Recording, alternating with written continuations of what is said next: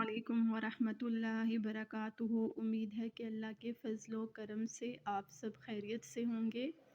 ہم ہیں قرآن کے سفر کے ساتھ اللہم فقہنا فی الدین ربی زدنا علما۔ تو چلتے ہیں اپنے سبق کی طرف۔ بسم اللہ الرحمن الرحیم۔ الحج، حج کے اشہر معلومات چند مہینے ہیں۔ فمن فرضا، پس جب فرض ہو جائے، فیہن الحج، حج، فلا رفثا، پس نہ بے حیائی کرے، ولا فسوقا، نہ کوئی گناہ کرے، ولا جدالا، اور نہ لڑائی جھگڑا، فی الحج، حج میں، وما تفعلوا من خیر، اور جو کوئی بھلائی کرے گا، یعلمہ اللہ، اس کو اللہ جانتا ہے، وتزودوا، اور زاد راہ اختیار کرو، فإن، پس بے شک، خیر الزاد التقوی، بہترین زاد راہ تقوی ہے، واتقونی، اور ڈرو، یا اولی الالباب، اے عقل مندو، لیسا، نہیں ہے، علیکم، تم پر، جناح، کوئی حرج، ان تبتغوا، کہ تلاش کرو، فضلا، فضل، من ربکم، اپنے رب کی طرف سے، فَإِذَا أَفَضْتُم مِّنْ عَرَفَاتٍ، پس جب تم لوٹو عرفات سے، فاذکروا اللہ، پس ذکر کرو اللہ کا، عند المشعر الحرام، مسجد حرام میں، واذکروہ، اور یاد کرو، کما ہداکم، جیسے تمہیں اس نے ہدایت دی، وَإِن كُنتُم، اور تھے تم، من قبلہ، اس سے پہلے، لمن الضالین، ظالموں میں سے۔ اب اس آیت میں مبارک میں یہ بتایا گیا کہ جو کوئی حج کے لیے جائے تو وہ 3 باتوں سے اپنے آپ کو روک لے، بے حیائی سے، گناہ سے، اور لڑائی جھگڑے سے۔ جس نے اپنے آپ کو ان 3 باتوں سے روکا اور روکے رکھا تو اللہ تعالیٰ اس کے حج کو قبول فرماتے ہیں۔ حدیث شریف میں آتا ہے کہ جس نے ان 3 باتوں سے اپنے آپ کو روک لیا اور اس نے جب حج مکمل کیا تو اس کا حج قبول ہو گیا، گویا کہ اس کے گناہ ایسے معاف ہوئے جیسے وہ آج ہی کے دن وہ پیدا ہوا۔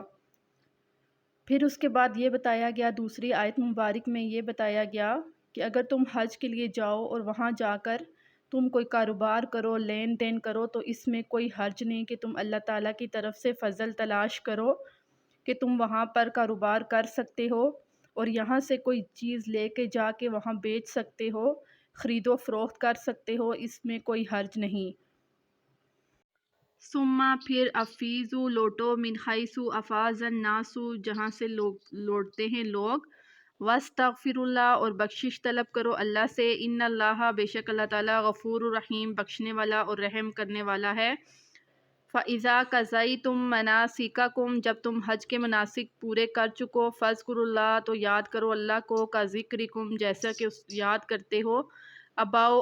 آباءکم، اپنے آباء و اجداد کو، او اشد ذکرا، یا اس سے بھی زیادہ یاد کرنا۔ فَمِنَ النَّاسِ، لوگوں میں سے ایسے ہیں، من یقول، جو کہتے ہیں، ربنا، اے ہمارے رب، آتنا، دے ہمیں، فی الدنیا، دنیا میں، وما لہ، اور نہیں ہے ان کے لیے، فی الآخرۃ، آخرت میں، من خلاق، کوئی حصہ۔ اس آیت مبارک میں یہ بتایا گیا کہ جو قریش تھے، وہاں کے رہنے والے تھے، وہ عرفات سے نہیں لوٹتے تھے، تو اس آیت مبارک میں یہ بتایا گیا کہ تم بھی وہاں سے لوٹو جہاں سے اور لوگ لوٹتے ہیں۔ پھر اس کے بعد اللہ رب العزت نے فرمایا کہ بعض ایسے لوگ ہیں جو صرف دنیا کے لیے، دنیا کی بھلائی کے لیے دعا مانگتے ہیں، آخرت کے لیے دعائیں نہیں مانگتے، اور جو صرف دنیا کے لیے مانگتے ہیں تو اللہ ان کو دنیا میں ہی دیتا ہے، آخرت میں ان کا کوئی حصہ نہیں۔ پھر اللہ رب العزت نے فرمایا، وَمِنْهُمْ مَن يَقُولُ، اور بعض ایسے ہیں جو کہتے ہیں، ربنا، اے ہمارے رب، آتنا، دے ہمیں، فی الدنیا، دنیا میں، حسنۃً، بھلائی، وفی الآخرۃ، اور آخرت میں بھی، الآخرۃ، آخرت میں، حسنۃً، بھلائی، وقنا، اور ہمیں بچا، عذاب النار، آگ کے عذاب سے۔ اولئک، وہی لوگ ہیں، لہم نصیب، ان کے لیے حصہ ہے، مما کسبوا، جو انہوں نے کمایا، واللہ، اور اللہ تعالیٰ، سریع الحساب، جلد حساب لینے والا ہے۔ واذکروا اللہ، اللہ کو یاد کرو، فی ایام معدودات، گنتی کے چند دنوں میں، فمن تعجل، پس جو جلدی کرے، فی یومین، 2 دنوں میں، فلا اثم علیہ، تو اس پر کوئی گناہ نہیں، ومن تأخر، اور جو تاخیر کرے، فلا اثم، تو کوئی گناہ نہیں، علیہ، اس پر، لمن اتقی، جو تقوی اختیار کرے،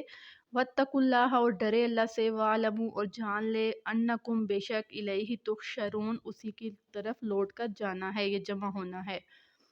اب اس آیت مبارک میں یہ جو بتایا گیا کہ اللہ کو کثرت سے یاد کرو، اس سے مراد ایام تشریق کے دن ہیں، یعنی 10، 11، 12، 13۔ 9 ذی الحجہ سے ہماری بھی تسبیحات شروع ہو جاتی ہیں۔ 9 ذی الحجہ کی فجر سے لے کر 13 ذی الحجہ کی عصر تک ہر نماز کے بعد اللہ اکبر لا الہ الا اللہ واللہ اکبر، اللہ اکبر وللہ الحمد۔ 8 کو اگر آپ حج کے لیے جائیں تو 8 کو آپ مینا میں پہنچ جائیں، 9 کو آپ عرفات میں، اور 9 اور 10 کی جو درمیانی رات ہوتی ہے وہ مزدلفہ میں رہیں، اور 10 کی صبح کنکریاں مار کر باقی جو آپ نے کام کرنے ہیں وہ کریں۔ اور پھر اس کے بعد 12 کی مغرب سے پہلے اگر آپ لوٹنا چاہیں تو لوٹ سکتے ہیں، مغرب کے بعد آپ نہیں لوٹ سکتے، پھر آپ کو وہیں پہ رہنا ہے۔ اور وہاں پر بھی رہتے ہوئے اللہ رب العزت فرماتے ہیں کہ آپ فضول کاموں میں مت لگیں بلکہ تقوی اختیار کریں اور وہاں اللہ کے ذکر کو کثرت سے کریں۔ پھر اس کے بعد اللہ نے فرمایا وَمِنَ النَّاسِ، لوگوں میں سے مَن يُعْجِبُكَ، جن کی پسند ہو قَوْلُهُ، بات، فی الحیات دنیا، دنیا کی زندگی میں، یعنی جس کی گفتگو زبردست ہو دنیا کی زندگی میں،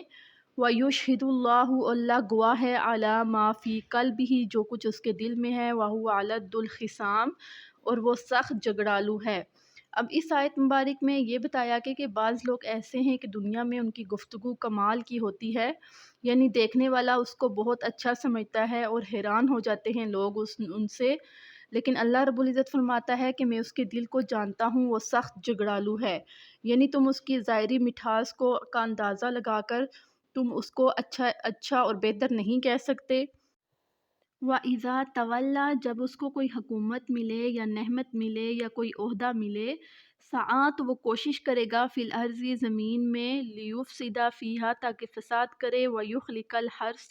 اور تباہ کرے کھیتیاں، والنسل، اور نسل، واللہ لا یحب الفساد، اللہ نہیں پسند کرتا زمین میں فساد کرنے والوں کو۔ اب اس آیت مبارک میں بتایا گیا کہ اللہ تعالیٰ اس کو دنیا میں اگر کچھ دے، کوئی عہدہ دے، کوئی نعمت دے، تو تم اس وقت اس کی حالت دیکھو کہ وہ دنیا میں زمین میں فساد کرے گا، لڑائی جھگڑے کرے گا، اور اللہ رب العزت فساد کرنے والے انسان کو اور لڑائی جھگڑا کرنے والے انسان کو پسند نہیں کرتا۔ اسی کے ساتھ ہم اپنا درس ختم کرتے ہیں، انشاءاللہ اگلے درس میں پھر ملیں گے۔ تمت بالخیر، اللہ حافظ۔